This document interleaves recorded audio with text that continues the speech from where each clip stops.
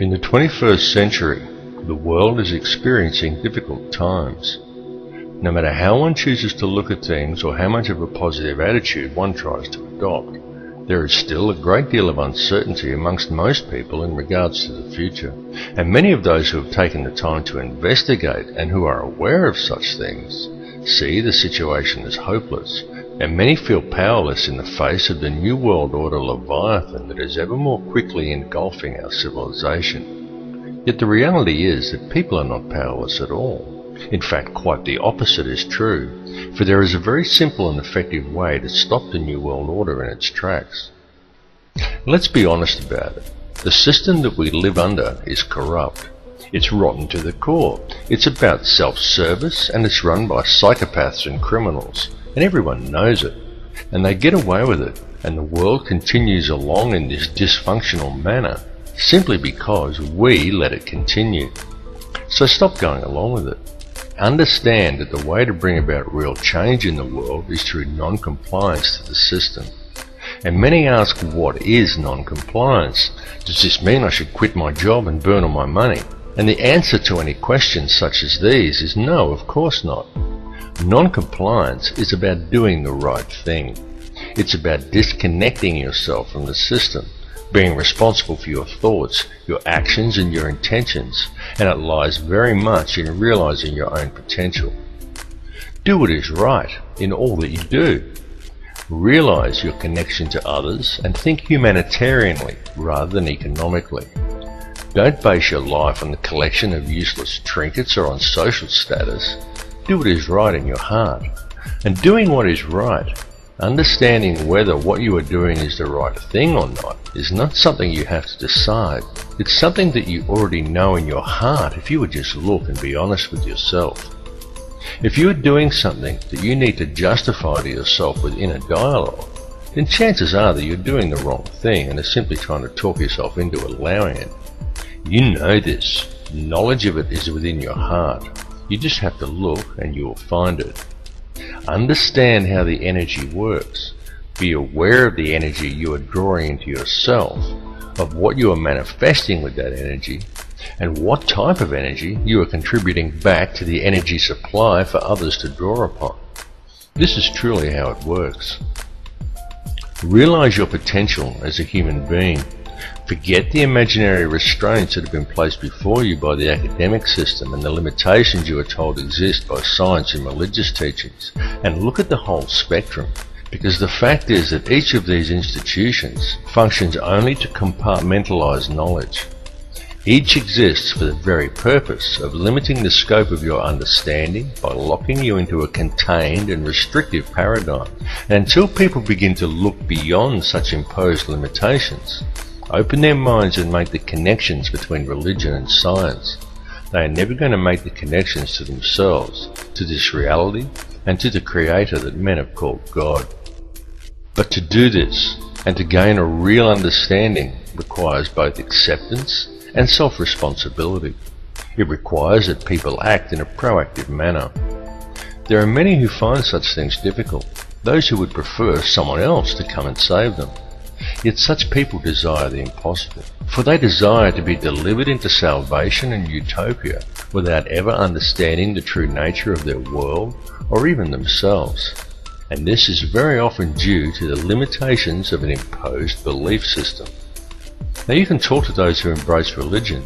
You can sit them down and you can talk to them about God and about Satan, and they will converse with you eagerly, and they all very much believe in such things.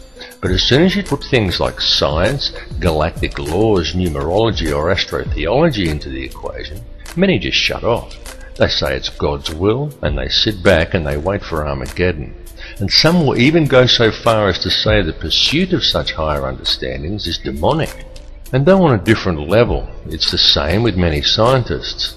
They understand the mechanics of it all, but many refuse to add spirituality into the picture and only adhere to laws that can be applied on a mechanical level. Both approaches are inherently flawed because neither will consider the arguments of the other, and both refuse to take into account, allow for, and even embrace the true nature of feelings and emotions. Yet feeling and emotion is the key to it all. Feeling and emotion is the language that is used to create and to mold reality. Feeling and emotion is the true nature of prayer, and it is also the language by which man may communicate with the Creator. What is the true nature of that divine entity that man has named God? The intelligence that underlies all, the fabric that permeates all realities. The Creator exists as one, a single consciousness that is in essence a duality, both male and female, the Alpha and the Omega. This is why in religious text in which the Creator speaks, it is in the plural. This is the nature of the divine matrix that connects all things, the consciousness of which we are all expressions.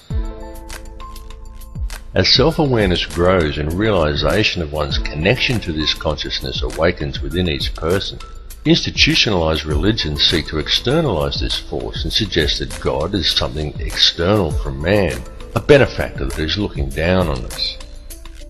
Many so-called New Age religions attempt to internalize it and suggest that God is yourself, that God lies within. But both of these understandings are erroneous. Every being in creation, both you and I and every other person in this reality, is an eternal living soul expression of God, of the consciousness of the Alpha and Omega, just as every soul is male-female in nature.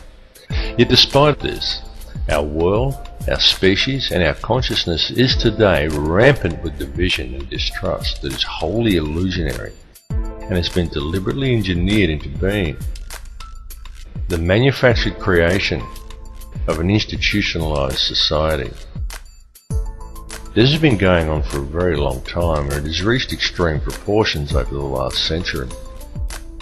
During this time, man as a species has been shifted so far from his center and so far away from true reality that we have almost completely lost our humanity. We have been trained to be totally dependent upon the system. We have been robbed of our will, of our self-esteem and our independence. We have been trained to believe whatever the TV tells us and to think that image, social status and the collecting of meaningless trinkets is the meaning of life. But most importantly, through television, the mass media and through the ingestion of brain-inhibiting toxins such as fluoride, we have been robbed of our power to think critically and objectively. And most dangerously of all, through these same machinations, we have been robbed of our life skills. This last fact alone has placed mankind in the most vulnerable position of our entire recorded history. For at this point in time, we are, almost each and every one of us, completely dependent upon a corrupt corporate apparatus for our survival, an apparatus that places profits before people. It has nothing at all to do with the true nature of man, of our place upon and relationship to this earth or to each other. Yet we depend upon it for our food, for our housing, for our information, and even for our entertainment. It tells us what to do, where to go, what to look like, what to eat, how to dress, how to act, and what to think about the world and about each other. And we obey it while the world around us is raped.